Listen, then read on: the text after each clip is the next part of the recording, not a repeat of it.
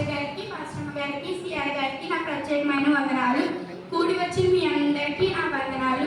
సంఘ పెద్దలకు, పిసిసి పెద్దలకు, స్త్రీల సమాజం వారికి, యూత్ వారికి నా ప్రత్యేకమైన వందనాలు.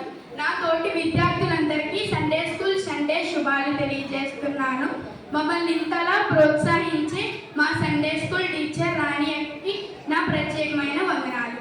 ఈరోజు అంశం వచ్చేసి దేవుడిచ్చి సర్వాంగ కవచం ధరించుకోండి, ద ఆర్మోర్ ఆఫ్ గాడ్.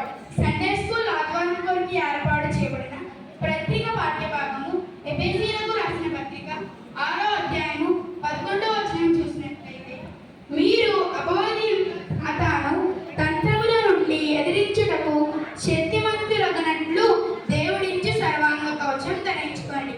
చిన్న ప్రార్థన చేసుకుందామండి. ప్రేమమైన, కృపమైన, స్తోత్రములు నాయన. గడిచిన కాలం అంతా మీరు ఎక్కడి కింద భద్రపరిచారు నాయన. మీకే వందనాలు, స్తుతులు, స్తోత్రాలు. నేను చెప్పే వాక్యంలో మీరు ఉండండి. ఇక్కడ ఉన్న వాళ్ళ హృదయాల్లో నేను చెప్పే వాక్యం వ్యర్థంగా పోకుండా భద్రపరుచుకునే భాగ్యాన్ని దయచేయండి. యేసు నామములో అడుగు వేడుకొంచున్నాం తండ్రి, ఆమేన్. ఎఫెసీయులకు రాసిన పత్రిక 6వ అధ్యాయము 11వ వచనం చూసినట్లయితే,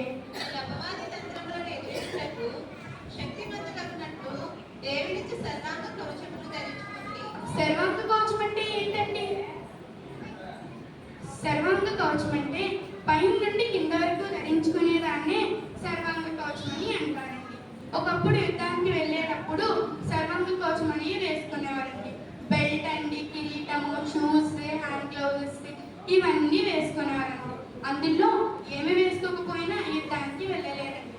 ఈరోజు అంశంగా వచ్చేసి ఎఫెసీయులకు రాసిన పత్రిక 6వ అధ్యాయము 13, 14 చూసినట్లయితే,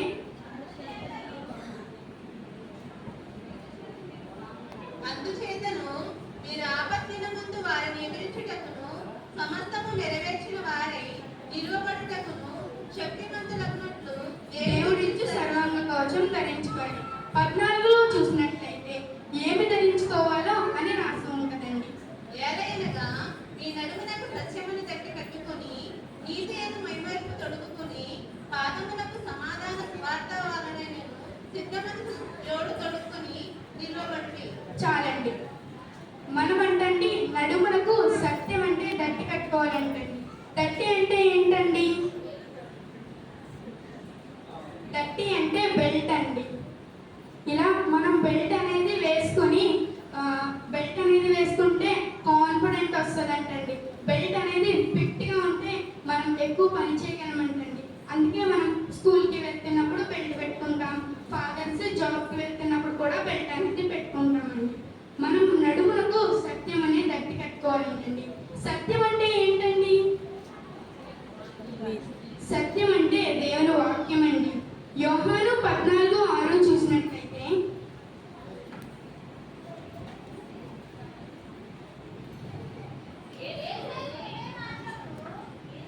నేనే మార్గమును సత్యమును జీవమును అని మనకి వాక్యం తెలియజేస్తుందండి. యేసు మనం మనం సత్యం అనే దట్టి కట్టుకోవాలంటండి.